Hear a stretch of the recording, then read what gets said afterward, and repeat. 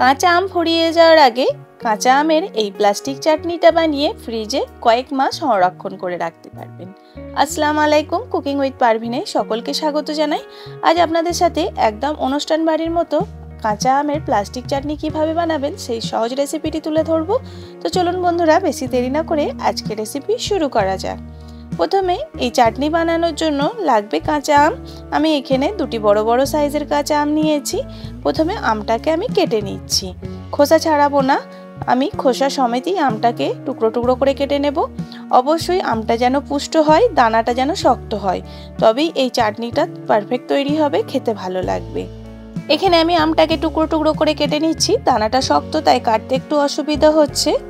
এখানে আম দুটিকে খুব ভালো করে টুকরো করে কেটে নিয়েছি, দেখুন ঠিক মাঝারি সাইজ করে টুকরোগুলো করে নিয়েছি। এবার এই আমের টুকরোগুলোকে ধুয়ে নিতে হবে, তার জন্য একটা পাত্রের মধ্যে নিয়ে নিয়েছি পানি, তার মধ্যে আমের টুকরোগুলো দিয়ে খুব ভালো করে ধুয়ে তুলে নেব।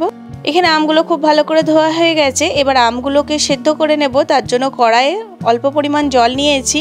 এবার এই আমের টুকরোগুলো এই জলের মধ্যে দিয়ে দিচ্ছি।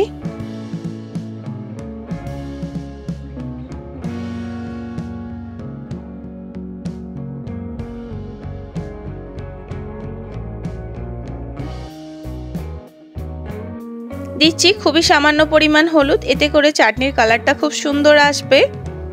আমটাকে খুব বেশি সেদ্ধ করব না, 50% সেদ্ধ করব। আমি ঢাকনা বন্ধ করে 5 মিনিটের মতো সেদ্ধ করে নেব। এখানে আমার 5 মিনিট আমগুলোকে সেদ্ধ করা হয়ে গেছে। আমি এবার আমগুলোকে ছেঁকে তুলে নিচ্ছি।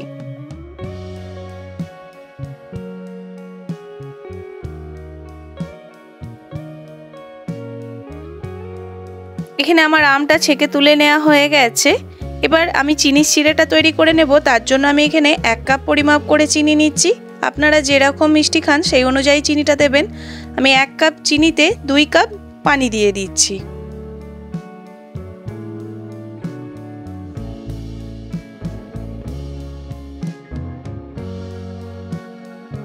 এখন চিনি শিরার মধ্যে খুব সুন্দর একটা বলক চলে এসেছে। এবার এর মধ্যে দিয়ে দিচ্ছি ভিনিগার। আমি এখানে 4 চামচ ভিনিগার নিয়েছি।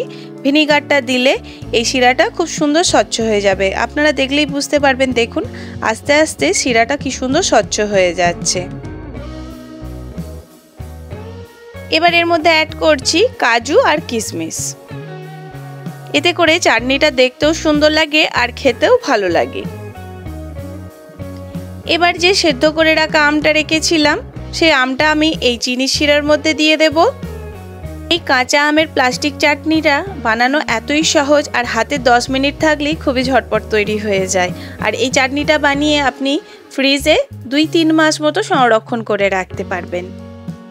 এবার আমি সমস্ত উপকরণ দেওয়ার পর এটাকে ঢাকনা দিয়ে 5 মিনিট মতো লো টু মিডিয়াম ফ্লেমে কুকড হতে দেব।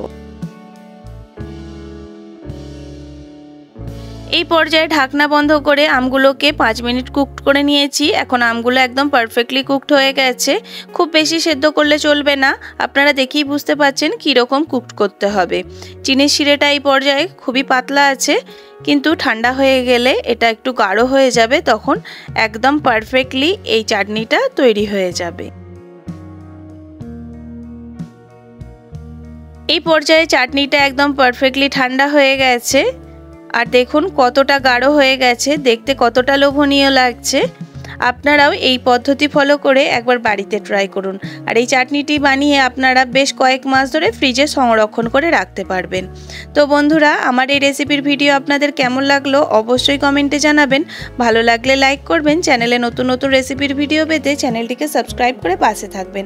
আজ এখানেই শেষ করলাম, আবার হাজির হব নতুন কোনো রেসিপির ভিডিও নিয়ে। আল্লাহ হাফেজ।